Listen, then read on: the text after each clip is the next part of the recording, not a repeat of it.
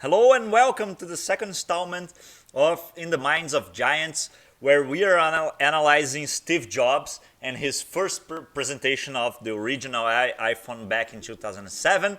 So let's dive right into it, right? No, but wait. Have you already subscribed here to the channel? Have you shared with your friends? Please do that before you continue to watch this analysis. Let's go. So we stopped here, right, when Steve Jobs talks about the iPhone, and the first thing he says, just like a few seconds before, he says this, check it out. Today, Apple reinvents the phone. You see the confidence? And he brings the humor to the presentation, right? Amazing. Those old phones, most of you don't even know what is it. And this is an iPod, so they mix the two. So funny.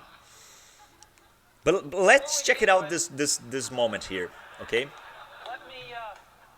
Let me talk about a category of things. The most advanced phones are called smartphones, so they say. He continues to make jokes and humor. Plus some email capability, plus they say it's the internet, sort of the baby internet. Okay, so here's something very important. He's trying to simplify a complex concept, which is the smartphone. Back then, pay attention, back then, 2007, there were very few people who used a smartphone or even understood why was there a smartphone and what was the use or whatever, okay? So you need to get back to 2007 to understand how the world was working, right? And the thing that he's doing here is simplifying this complex concept. You know, what is a smartphone? He could go on with like technical details, you know, and why the keyboard and why that screen or what was the operational software used there, etc. Operational system. But he didn't, you know, he simplified. You know, you have like phone, email, internet, baby internet, and you have those keyboards. That's it. He simplified the concept. Okay, and then he's criticizing. Again, he's doing like a simplification, right? Cell phones are kind of right there. They're not so smart, and they're not so easy to use. But smartphones are definitely a little smarter, but they actually are harder to use. They're really complicated. Just for the basic stuff, people have a hard time figuring out how to use them. Well, we don't want to do either one of these things. What we want to do is make a Leapfrog product. Pay attention to this word. Way smarter than any mobile device has ever been, and super easy to use. This is what iPhone. Make a snapshot of this screen because here we're going to analyze this session of the presentation. So the first thing I want to highlight for you guys is that, you know, most people say, oh, you know, you don't have to look, don't be overlooking your competition, you know, paying too much attention to it. And some people say, you know, Amazon and Apple, they're not worried about the competition. They don't want to know. They build their own stuff, whatever. No, as we can see in this presentation, this guy, Steve Jobs, he was looking at the competition. He was actually studying the market. Now, the difference is exactly what we spoke on the first video, the revolutionary mindset. He is studying the market not to copycat, okay? It's not about copycatting. It's not about copy, okay? What he wants to do is to understand the market and see how he can revolutionize that market. That's why he studies the market, okay? And he does. He's showing here that he studies the market, or he used to study the market. Okay, so Apple studies the market, but they don't study the market to copy. They simply study the market to understand where they're starting, and from where they're starting, how can we revolutionize this market and use the revolutionary mindset, okay?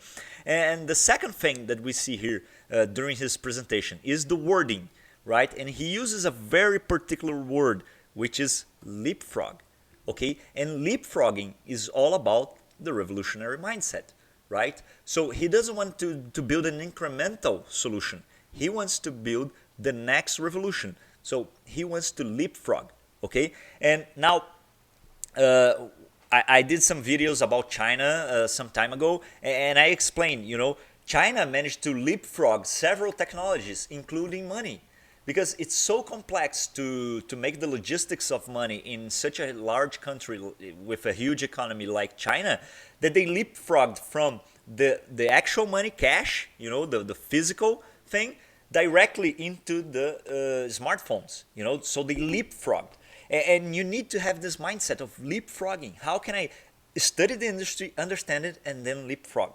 Okay, that's a powerful concept. Now, how do you actually do that? So I like to use a strategic tool in my consulting gigs with my customers called VRIO. Okay, I'm going to translate it for you. VRIO.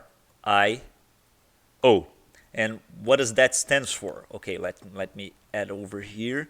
Valuable, okay, rare, imitable. I don't know if that's even a word, but it's hard to imitate, okay, and organized. Now, let's understand this. So, whenever you're trying to build a new solution, the first thing you need to understand if it's valuable for your customers. If it's not, you can, ditch it.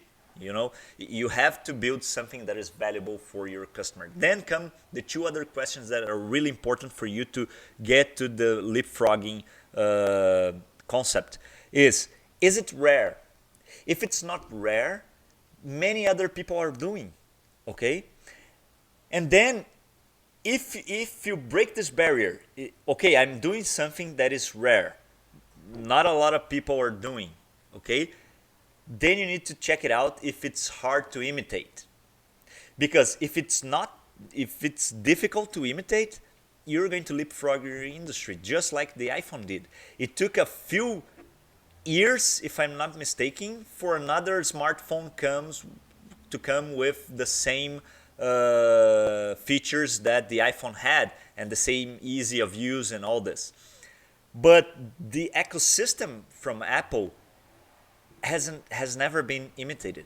Okay, no other company can do what Apple does with its own ecosystem of devices and operational systems, right? So it's very hard to imitate them. And finally, is your organization ready for this? That's why I call this organized. Is your organization ready for this? Because other companies, other cell phone companies, they were probably not ready to do like the iPhone. Because the iPhone was actually the computer inside our pockets. We're going to talk about it in other videos, right? So it wasn't about the evolution of a cell phone. It was a new phone with a computer inside. Completely different, a different mindset, okay? So use this tool, this framework, VRIO, so you can analyze your own solutions and build leapfrogging products. And finally, what I mentioned before, right? You need to simplify complex concepts.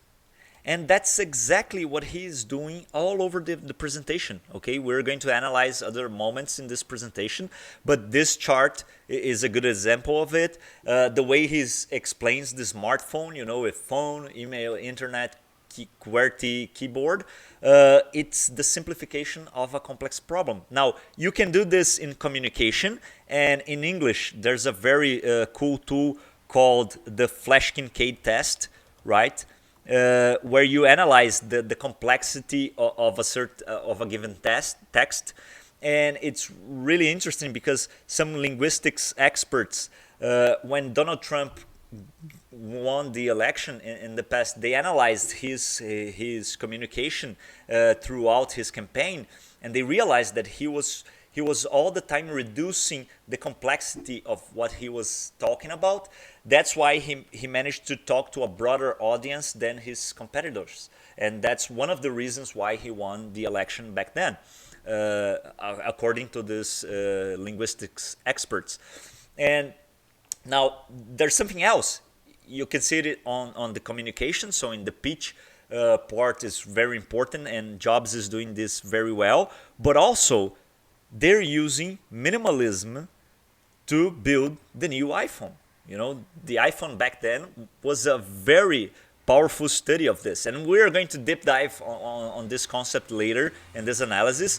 But you see, when you simplify complex concepts, you can simplify it not only for the communication, which is very important, and for the marketing perspective is very powerful, but also you can simplify the complex concept inside your own product, inside the things you're doing, and using minimalism to bring a better solution into the market. So I hope you enjoyed this a little quicker analysis of this part of the presentation, and I hope you have been learning with us and Steve Jobs, leapfrogging, studying the market, and simplifying complex concepts are going to help you bring better solutions into the market and to actually innovate.